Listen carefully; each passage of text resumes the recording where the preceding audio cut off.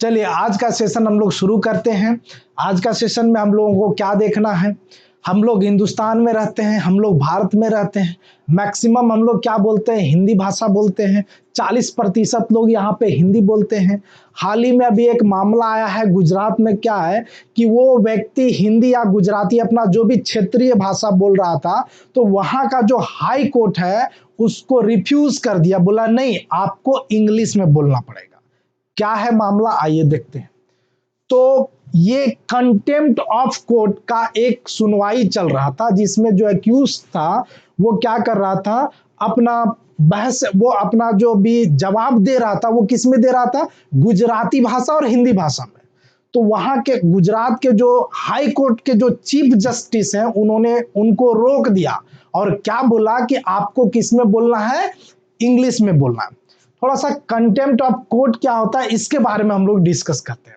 तो contempt of a court क्या होता है कि कोर्ट का अवहेलना करना, कोर्ट का अवमानना या फिर आलोचना करना, इसके अवैध में कोर्ट जो है वो आप पे एक केस, एक मुकदमा दायर करती है।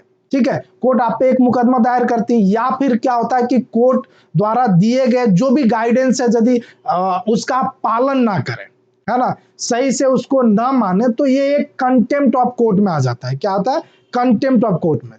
तो उसी का केस चल रहा था। ये जो सामना भ्रष्टाचार एक न्यूज़पेपर है, उनके संपादक पे कंटेम्प्ट ऑफ अ कोर्ट का सुनवाई हो रहा था। कहां पे, हाई कोर्ट में। तो ये भाई साहब लगे अपना भाषा में बोलने, कौन सा भाषा में, गुजराती भाषा में बोल रहे थे, साथ ही साथ हिंदी को मिक्स कर रहे थे। तो वहां के कोर्ट ने उन्हें कहा नहीं, आपको बोलना पड़ेगा इंग्लिश भाषा में। ये भाई साहब ने क्या बोला, नहीं हम क्या है कि हम गुजराती भाषा या हिंदी भाषा में बोलेंगे, हिंदी हमारी मातृभाषा है, गुजराती हमारा रीजनल क्षेत्रीय भाषा है, हम यही भाषा में बोलेंगे। कोर्ट ने बोला नहीं, यदि आपको ये बोलती, सबसे पहली बात ये इन्होंने बताया कि हमें इंग्लिश आता ही नहीं है, हमें इंग्लिश आता ही नहीं है। तो कोर्ट में ये प्रावधान होता है कि यदि आपको इंग्लिश भाषा नहीं आता है तो आप एक सहायक ले ले, एक ट्रांसलेटर ले ले, और नहीं तो कोर्ट प्रोवाइड करवाती है ना, कोर्ट प्रोवाइड करवाती है जो आपके बात को कोर्ट तक पहुंचा सकेगा।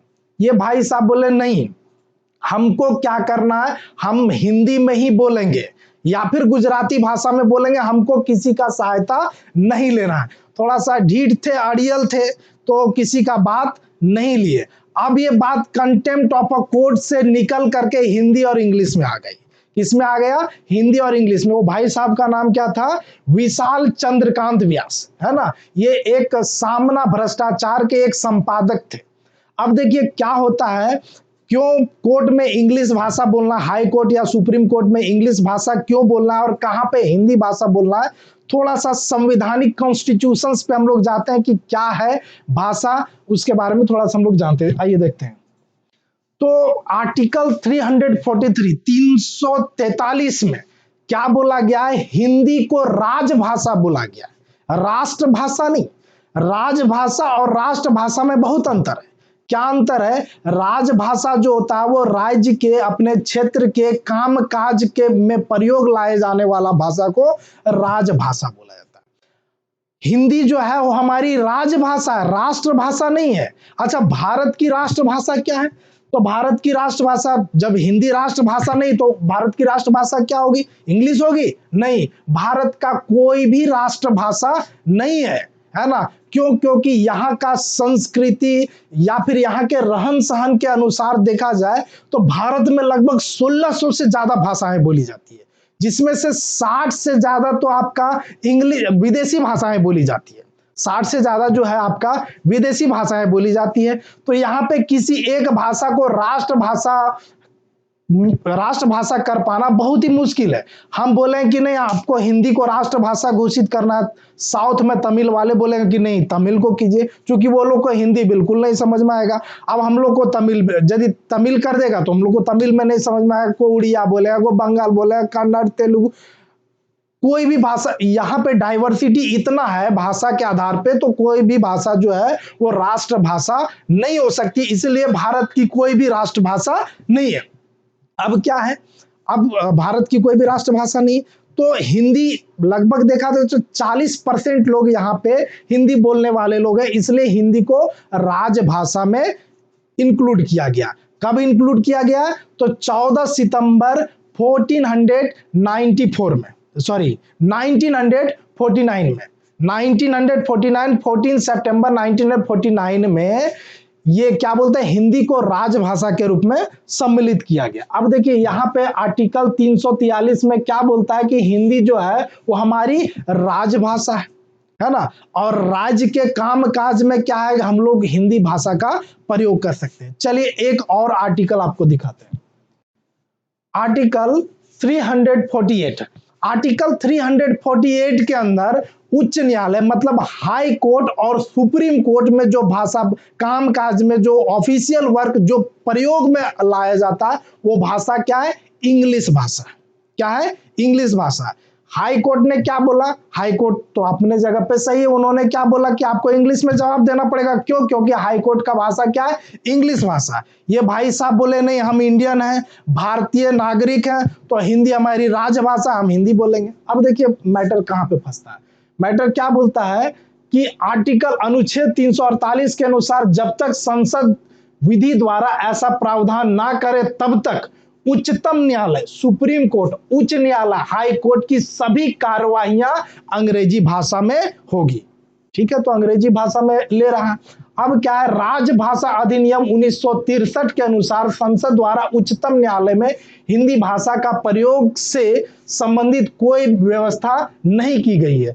मतलब उच्चतम न्यायालय में हिंदी भाषा का प्रयोग नहीं किया जा रहा है। अब देखिए इसीलिए उच्चतम न्यायालय के द्वारा केवल उन्हीं याचिकाओं की सुनवाई स्वीकार की जाएगी जो भाषा इंग्लिश में होगी। तो ये जो है गुजरात के हाई कोर्ट के जो सीजे हैं, चीफ जस्टिस, उनका कहना बिल्कुल सही था। क्यों? क्योंकि ये संविधान में लिखा हुआ है। अब देखिए होता क्या, यहां पे संविधान में आपका एक प्रावधान दे करके रखा गया। वो प्रावधान क्या दे करके रखा गया कि यदि कोई राज्य का गवर्नर चाहे, यदि कोई राज्य का गवर्नर चाहे तो राष्ट्रपति से कंसल्ट करवा करके वहां हिंदी को उच्चतम न्यायालय की कामकाज की भाषा में प्रयोग ला सकते हैं, है ना। हिंदी को कामकाज की भाषा में प्रयोग में ला सकते हैं। लेकिन एक चीज ध्यान रहे, आप सिर्फ हिंदी बोल सकते हैं, आप हिंदी में जो भी है आप एप्लीकेशन लेटर जो भी है लिख करके दे दीजिएगा, लेकिन उच्चतम न्यायालय द्वारा जो फैसला आएगा वो इंग्लिश में ही आएगा। वो किस में आएगा? इंग्लिश में ही आएगा। तो देखिए यहाँ पे वही चीज दिया गया, यदि राज्यपाल के द्वारा राष्ट्रपति से पूर्व अनुमानित प्राप्त हो तो उच्च न्यायालय की कार्रवाई हिंदी भाषा में संचालित हो सकती है, परंतु उच्च न्यायालय का जो निर्णय और आदेश आएगा वो इंग्लिश भाषा में ही आएगा। चलिए अब एक चीज देखते हैं कि गुजरात में अभी तक क्या है कि हाई कोर्ट अपने जगह पे सही है, ये जो विशाल जी हैं ये भी अपने जगह पे सही है। थोड़ा सा आप लोग को और हम कुछ दिखाना चाहते हैं। कुछ राज्य जो है वो राष्ट्रपति से, कुछ राज्य के गवर्नर जो है वो राष्ट्रपति से कंसल्ट करके अपने राज्य के मतलब ऑफिशियल लैंग्वेज को हिंदी में कर लिए। वो कौन कौन से राज्य हैं? तो 9 भारत के 9 राज्य हैं। बोलचाल में, सरकारी कामकाज में सफलतापूर्वक किया जा रहा है हिंदी का। इसमें से कौन कौन से राज्य हैं? तो उत्तर प्रदेश है, उत्तराखंड है, मध्य प्रदेश है, छत्तीसगढ़ है, बिहार है, झारखंड है, राजस्थान है, हरियाणा, हिमाचल प्रदेश है और एक केंद्र शासित प्रदेश दिल्ली है। ठीक है, ये सब जो राज्य हैं ये राष्ट्रपति से कंसल्ट करके अपनी जो क्षेत्र की भाषा है या फिर अपने राज्य की जो भाषा है उसमें उच्चतम न्यायालय में प्रयोग होने के लिए हिंदी को प्रावधान में ले लिए। हाँ, लेकिन ध्यान ये रहे कि उच्चतम न्यायालय का जो फैसला आएगा या फिर उच्च न्यायालय का वो इंग्लिश में ही आएगा। चलिए अब क्या होता है, थोड़ा सा अब हम लोग डिस्कस करते हैं। क्या डिस्कस करते हैं कि क्या हिंदी को राष्ट्रभाषा होना चाहिए या नहीं होना चाहिए? आप लोग जरूर कमेंट में हमें जवाब दीजिएगा। थोड़ा सा एक हम देखते हैं कि मान लिया जाए आपको बोल दे कि हाई कोर्ट जो है, हाई कोर्ट में अपना क्षेत्र का भाषा को सम्मिलित कर लिया जाए, तो हाई कोर्ट में जो भी जज होते हैं वो लगभग 5 साल 7 साल हाई कोर्ट में वो जज होते हैं। अब मान लिया जाए बंगाल के हाई कोर्ट के जो जज हैं वो 5 साल से बंगला भाषा से ही जो भी याचिका सुनते आए हैं, बाद में सुप्रीम कोर्ट के जो जज होते हैं वो हाई कोर्ट के ही जज बनते हैं। 4-5 साल हाई कोर्ट के जज रहे, फिर राष्ट्रपति यदि उनको नॉमिनेट करे किसके कंसल्ट से, सुप्रीम कोर्ट के जज के कंसल्ट से राष्ट्रपति नॉमिनेट करे, तो वही हाई कोर्ट के जो जज हैं वो सुप्रीम कोर्ट के जज बन जाते हैं। ठीक है, अब क्या है, यहाँ पे ये हमेशा बंगला सुनते आए या फिर जहां के भी हो बंगला सुनते आए, वो चले गए सुप्रीम कोर्ट में।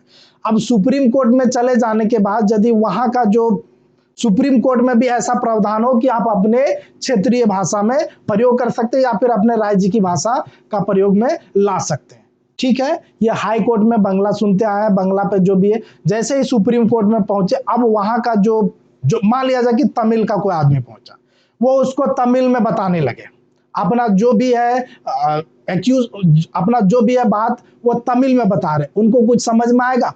बिल्कुल समझ में नहीं आएगा, है ना। तो अभी तक जो भी है इंग्लिश का जो एक कार्यकाल जो चल रहा है, इंग्लिश जैसे ही हाई कोर्ट में या फिर सुप्रीम कोर्ट में जिस तरह से चल रहा है अभी सही है। बाकी अब ये आप लोग बताइए कि हिंदी जो है वो राष्ट्रभाषा होनी चाहिए या फिर नहीं होनी चाहिए।